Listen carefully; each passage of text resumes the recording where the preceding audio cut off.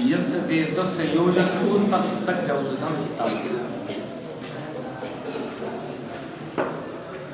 भाव प्रकाश में आया है कि जिस देश में जो प्राणी पैदा होता है उस देश में उत्पन्न हुई औषधि ही उसके लिए लाभप्रद होती है।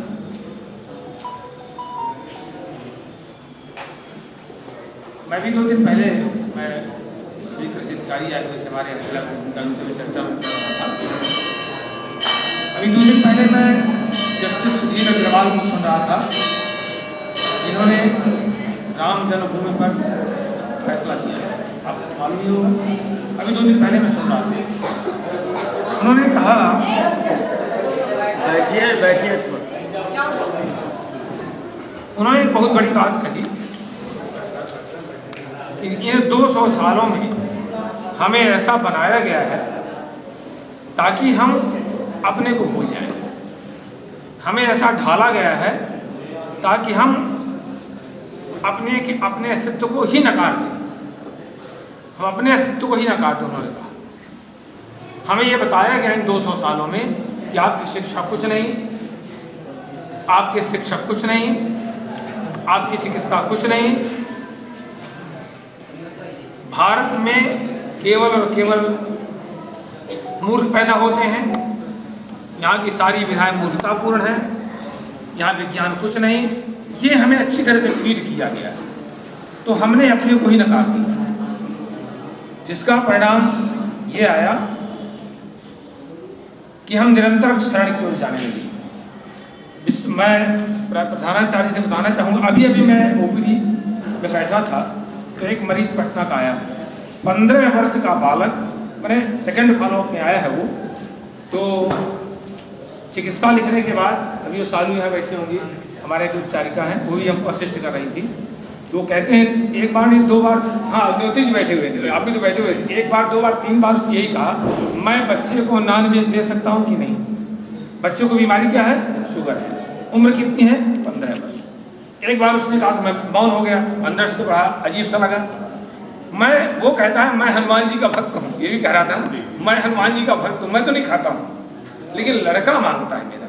फिर मैं दोबारा क्या उत्तर दूंगा उसको? मैं तो मुंह हो गया। फिर दोबारा उसने कहा, मैंने वो रटे जा रहा है लगातार, मैं नारे दे सकता हूँ कि नहीं दे सकता हूँ। मैंने कहा मनुष्य हो तुम, यही मैंने कहा तुम मनुष्य हो, ये मनुष्यों का आहार तो नहीं है जो तुम पूछ रहे हो मुझसे। तब वो शांत हुआ थोड़ा सा। मैंने कहा बच्चा कहाँ सीख गया? बोले वो मांगने लगा। हमने कहा जब आप कहते हो मैं नहीं खाता ये मैं, तो मेरे पास हर ओपीडी में जब रोगी आते हैं, तो क्योंकि हमारे यहाँ देखिए आयुर्वेद और एलोपैथ में 1-2 तरह के बहुत बड़े अंतर हैं। अग्निहोत्री जी तो बहुत बड़े आयुर्वेद मंच से हैं, आकस्मिक उसने आना और श्री धूप ऑफिसर मंच से हैं, आकस्मिक उसमें मेरे पास आ गए। हमने कहा चलिए 2 तरह की व्यवस्थाएं हैं। हमारे यहाँ ये पढ़ाया जाता है, बताया जाता है कॉलेज में, हमारे गुरुजन बताते हैं जब हम अपने कॉलेज में प्रवेश करते हैं, देखिए आपके यहाँ दवाइयाँ कम, सलाह ज़्यादा। आपको दवाइयाँ कम बतानी है, ये धीरे धीरे दवाइयाँ बंद करानी है, आपको सलाह ज़्यादा देनी है। मॉडर्न मेडिसिन में कहा जाता नहीं, सलाह बिल्कुल नहीं देनी है, आपको दवाइयाँ बढ़ाते जाना है, क्योंकि ये एक बिजनेस है। अगर आप दवाइयाँ नहीं बढ़ाएंगे तो फार्मा कंपनी का नुकसान क्या हो जाएगा भाई? तो अगला जो है बेरोजगार हो जाएगा, अगला बेरोजगार हो जाएगा। ऐसा 2 तरह के ये अंतर है, ये मूलभूत अंतर है। हमारे यहाँ कहा जाता है कि आप प्रकृति से जुड़ के रहिए, वहाँ कहा जाता है कि आप विकृति से जुड़ के रहिए। आप जितना से ज़्यादा संकल्प विकार पैदा कर सकते हो पैदा करिए, चाहे दवा लिख के करिए।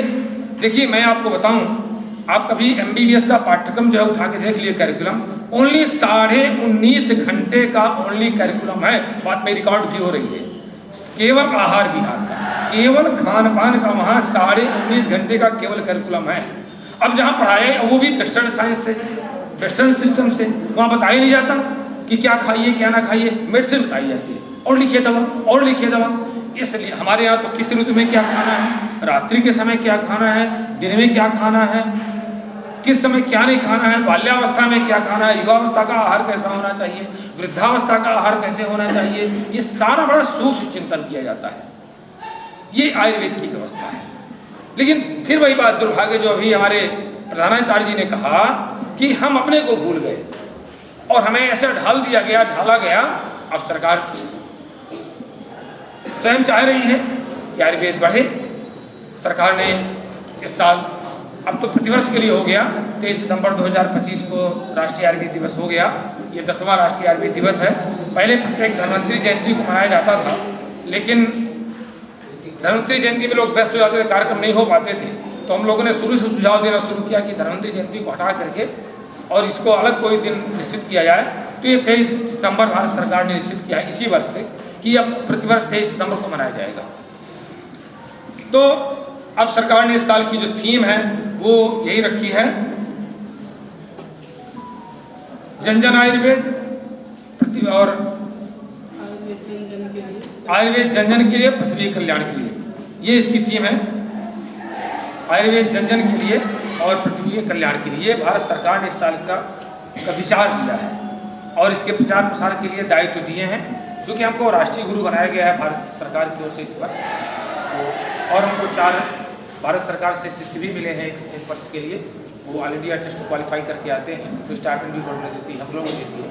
तो ये दिया है कार्यक्रम कि आप जो आयुर्वेद दिवस है इसके पूर्व और पश्चात भी ऐसे कार्यक्रम चलाएं जिससे आयुर्वेद के प्रति लोगों का रुझान बढ़े, आयुर्वेद की वास्तविकता को बताएं। और ऐसा नहीं है, एक अभी मैं इस बात से कतई सहमत नहीं होता कि आयुर्वेद धीरे धीरे कार्य करता है। मैं तो कहा करता हूँ दूसरी पद्धतियाँ बहुत धीरे धीरे कार्य करती हैं।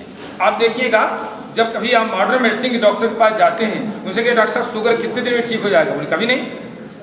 अब वो धीरे धीरे काम कर भाई, अब धीरे धीरे, अब आयुर्वेद धीरे धीरे काम किया कि एलोपैथ धीरे धीरे काम किया, मुझे समझ में नहीं आया। भाई ब्लड प्रेशर कितने दिन का इलाज चलेगा, नहीं जिंदगी में, अब जिंदगी भर खाओ। तो उसने धीरे धीरे काम किया कि आयुर्वेद ने ब्लड प्रेशर का जब मरीज जाएगा, बोले नहीं आप जो है धैर्यपूर्वक आप जो है ये प्रातः जागरण करिए, प्राणायाम करिए, नमक कम लीजिए, आप ऐसा ऐसा आहार लीजिए। अब अभी हृदय रोगों की चर्चा हुई, तो अब देखिए जो भी वेस्टर्न साइंस उसमें ना तो दूध का महत्व है ना घी का महत्व है। ये अब जाकर के रिसर्च में आया है कि गाय का घी कोलेस्ट्रॉल नहीं बढ़ाता है, गाय का घी नियमित रूप से 10 ग्राम लेना चाहिए। अब जाके सब कहने लगे नहीं घी लेना चाहिए। और पहले आपने दूध घी दोनों बंद करा करके, जिससे ओज बढ़ता है। गांव में लोग कहते थे कि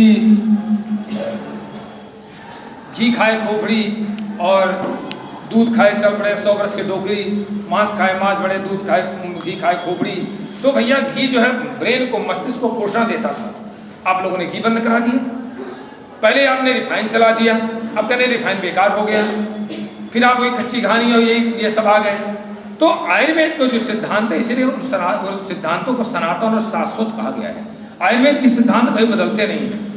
अन्य जो भी सिद्धांत आएंगे वो बदलते रहते हैं। आज ये अच्छा है तो क्या नहीं ये ठीक नहीं है, आज ये दवाई कहने नहीं ये दवा रेजिस्टेंस कर गई, अब ये दवा में ये साइड इफेक्ट आ गए। लेकिन आयुर्वेद की जो दवाइयाँ बनी हुई कभी, अब रही बात सर्जरी की, तो सर्जरी का आविष्कारक आयुर्वेद है, सभी आप जानते हैं। आज भी सुश्रुत के यंत्रों का आज भी मॉडिफाइड करके प्रयोग होता है।